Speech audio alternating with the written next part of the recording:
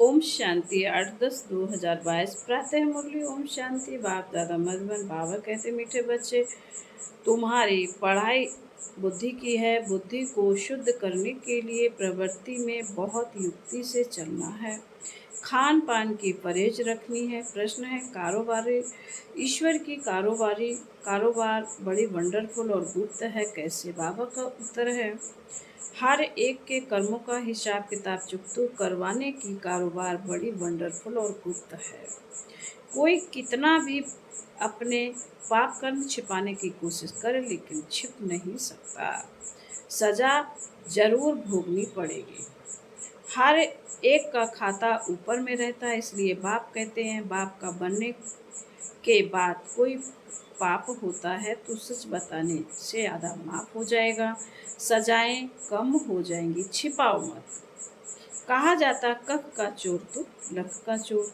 छिपाने से धारणा हो नहीं सकती। ओम शांति। किसकी याद में बैठे हो? बच्चे समझते हैं माता पिता बाप दादा अभी आएंगे, आकर हम बच्चों को अपना वर्षा देंगे।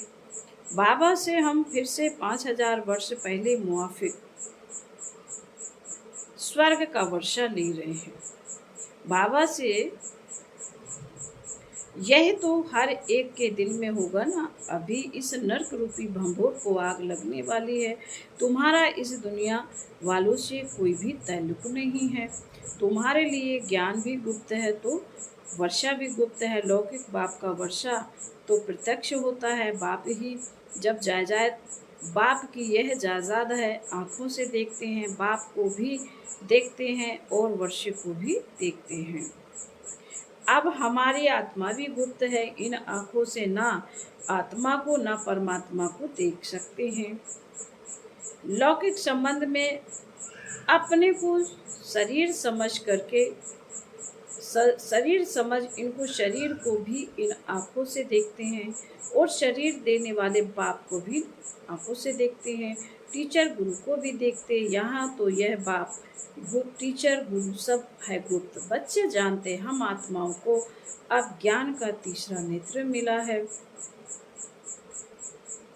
आगे तीसरा नेत्र नहीं था। आत्मा सोई पड़ी थी। अब आत्मा को जगाते हैं तो आत्मा भी गुप्त है। जैसे आत्मा आकर शरीर में प्रवेश करती, वैसे शिव बाबा भी इस शरीर में आकर हमको स्वर्ग का मालिक बना रहे हैं।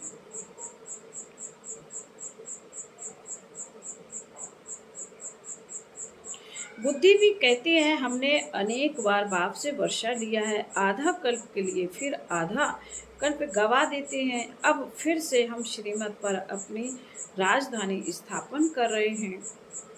श्रीमत देने वाला भी गुप्त है। तुम्हारी आत्मा जानती है कि हम परमपिता परमात्मा से गुप्त रूप से सुन रहे हैं।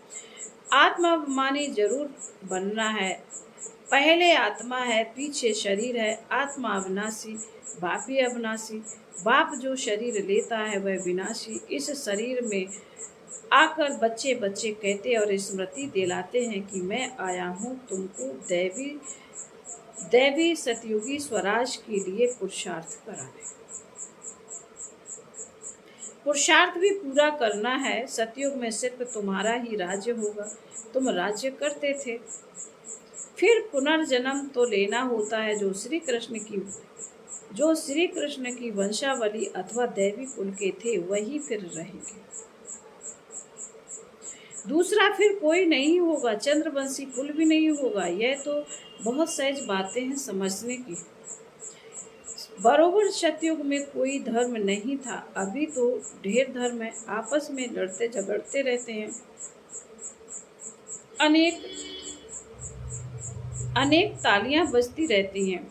सतयुग में धर्म ही एक है तो ताली बजती ही नहीं। तुम बच्चे गुप्त ही अपना राज स्थापन कर रहे हो। हर एक कहेंगे हम अपने राज्य में ऊंच पद पाने का पुरुषार्थ कर रहे हैं, तो इतनी बहादुरी भी चाहिए। तुम्हारा नाम ही है शिव शक्तियाँ।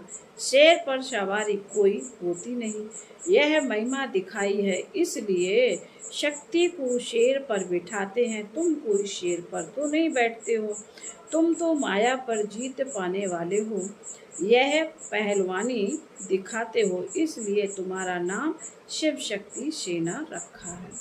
यूँ तो गोपी है, परंतु मेजॉरिटी माताओं की है। अपवित्र प्रवृत्ति मार्ग से पवित्र प्रवृत्ति मार्ग में तुम ले जाते हो।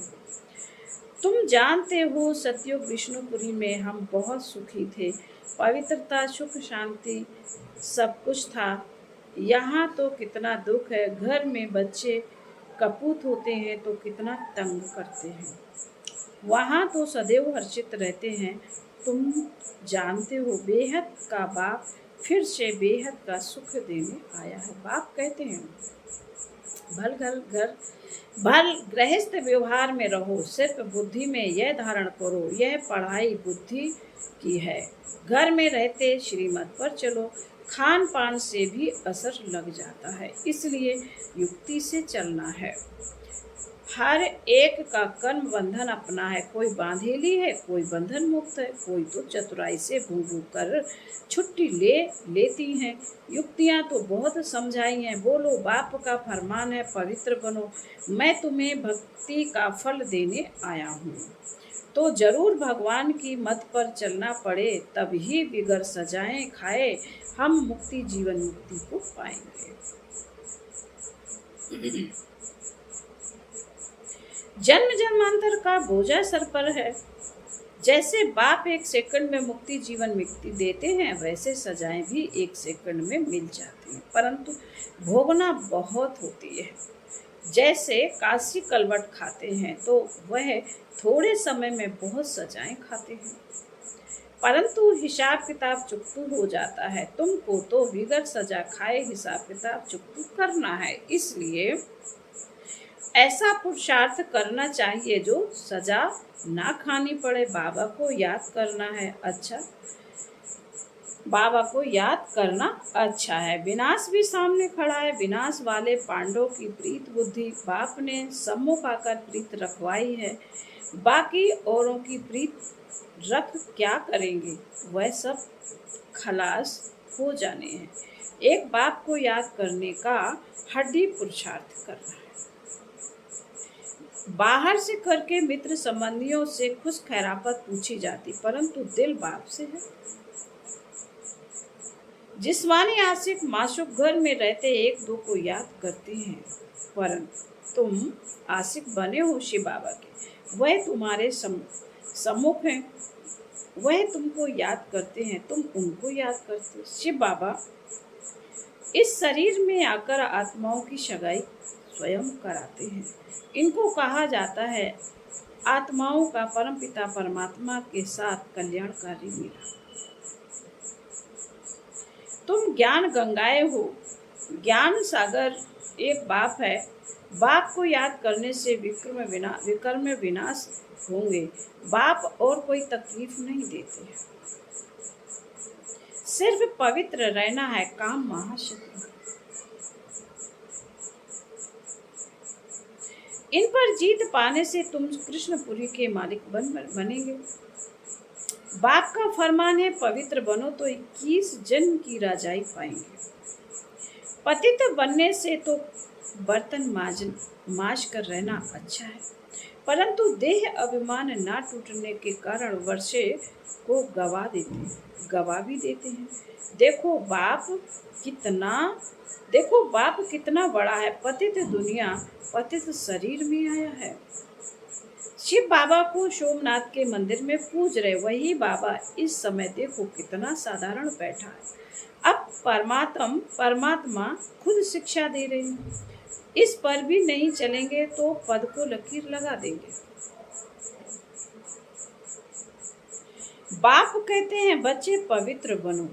अभी सब भ्रष्टाचारी हैं, श्रेष्ठाचारी उनको कहा जाता है जो पवित्र रहते हैं। गवर्नमेंट ने सन्यासियों का झुंड बनाया है कि तुम सबको श्रेष्ठाचारी बनाओ, परंतु श्रेष्ठाचारी तो होते ही सतयुग में है, यहाँ कोई हो न सके। पवित्र ही श्रेष्ठ कहे जाते हैं। सन्यासी पवित्र हैं परंतु फिर भी अपवित्र से जन्म लेते, क्योंकि है ही माया का राज्य। कोई योग बल से जन्म तो लेते नहीं, कोई योग बल से तो जन्म लेते नहीं। बाप बच्चों को समझाते हैं, दिल हमेशा साफ रखनी चाहिए, जरा भी अहंकार ना रहे। बिल्कुल गरीब बन जाना अच्छा है। बाप है गरीब निवाज, वाह गरीब, वाह। बाबा कहते बाप है गरीब निवाज, बाबा क्या करे, वाह गरीब निवाज, वाह गरीब निवाज, वाह गरीब, वाह। गरीबों को साहूकार बनाना है। बाप कहते भारत को गरीब से साहूकार बनाता हूँ। भारतवासी ही बनेंगे और बनेंगे वह जो श्रीमत पर चलेंगे, वही स्वर्ग के मालिक बन सकेंगे। बाप सहित राजयोग सिखलाते ही हैं श्री कृष्णपुरी अथवा स्वर्ग का मालिक बनने के लिए।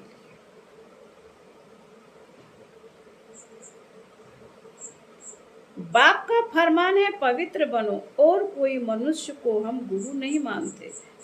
जास्ती खिटपिट होती है पवित्रता पर, किसी को मार मिलेगी, घर से निकाल देंगे तो वह क्या करेंगी।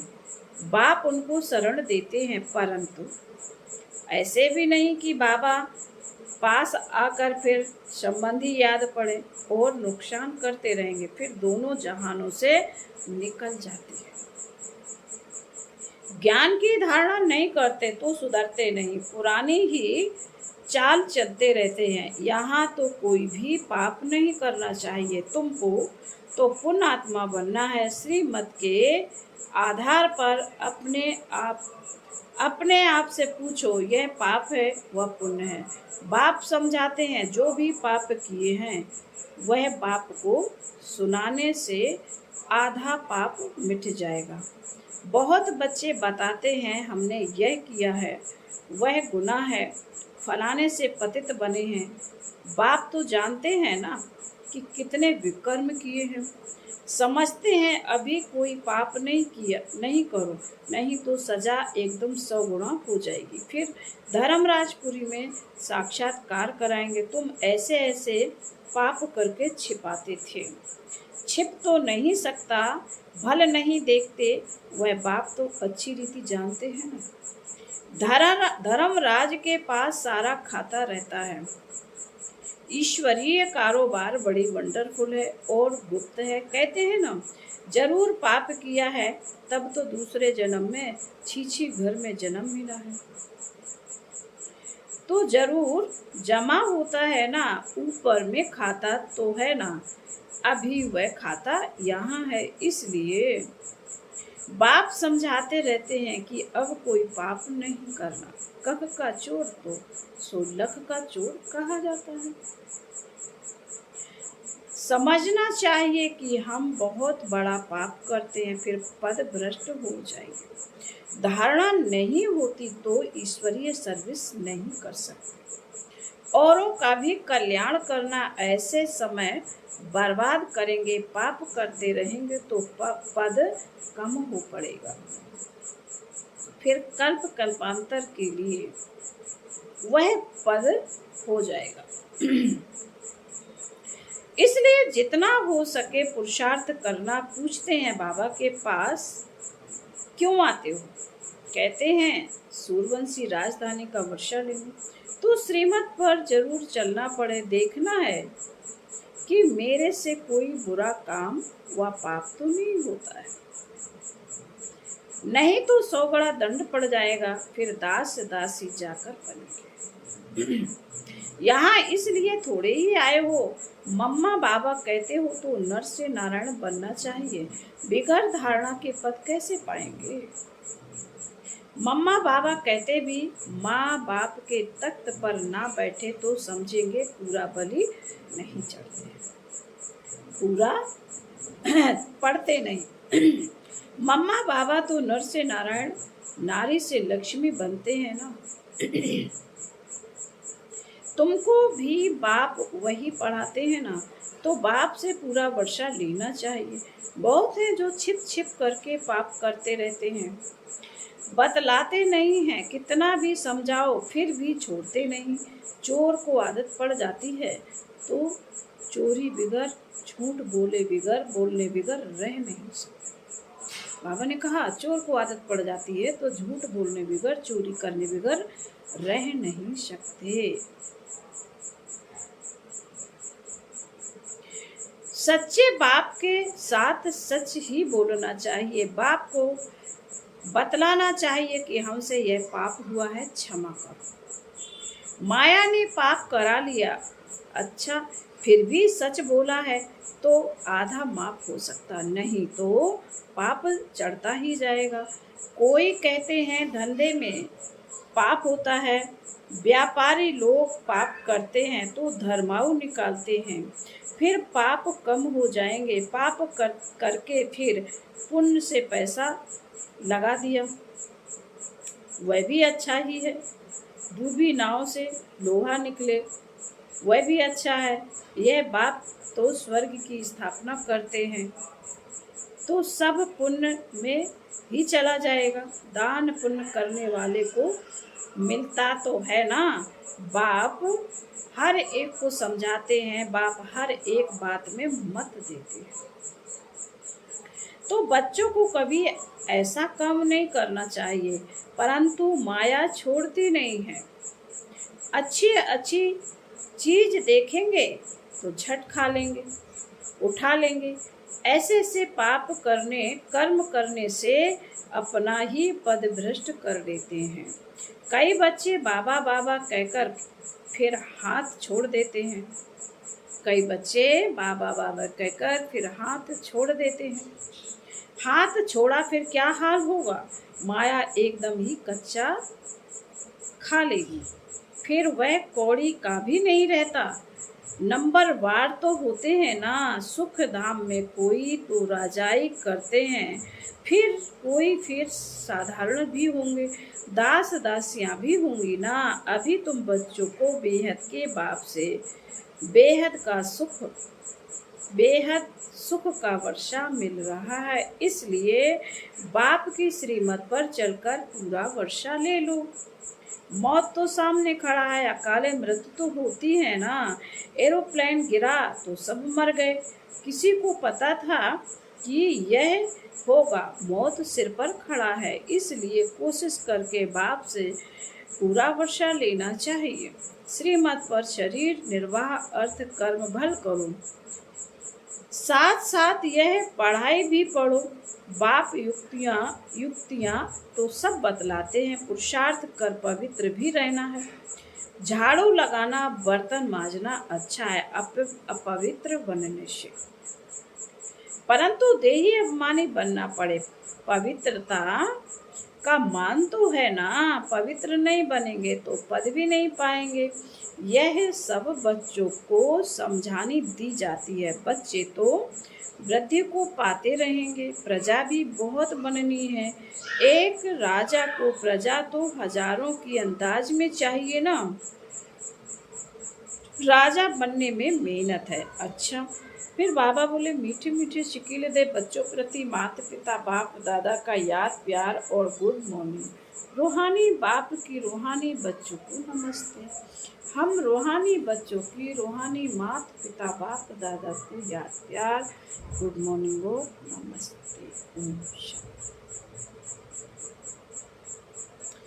धारणा के लिए मुख्य सार बाबा ने पहली पॉइंट में कहा है, इस विनाश काल में दिल की सच्ची प्रीत एक बाप से रखनी है, एक की ही याद में रहना है। नंबर 2, सच्चे बाप से सदा सच्चे रहना है, कुछ भी छिपाना नहीं है। देही अभिमानी रहने की मेहनत करनी है, अपवित्र कभी नहीं बनना है। फिर बाबा ने वरदान में कहा है, दुख की लहरों से न्यारे रह प्रभु प्यार का अनुभव करने वाले, खुशी के खजानों से संपन्न। संगम के समय दुख के लहरों की कई बातें सामने आएंगी। संगम के समय दुख के लहरों की कई बातें सामने आएंगी, लेकिन अपने अंदर वो दुख की लहरें दुखी नहीं करें।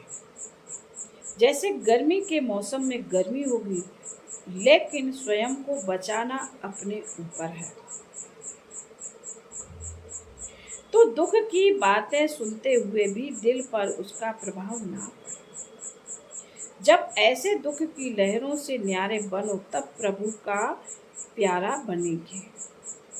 जो ऐसे न्यारे और परमात्म प्यारे हैं, वही खुशियों के खजानों से संपन्न रहते हैं। स्लोगन है, त्रिकालदर्शी व त्रिनेत्री वह है। त्रिकालदर्शी व त्रिनेत्री वह है जो माया के बहुरूपों को सहज ही पहचान ले। ओम शांति।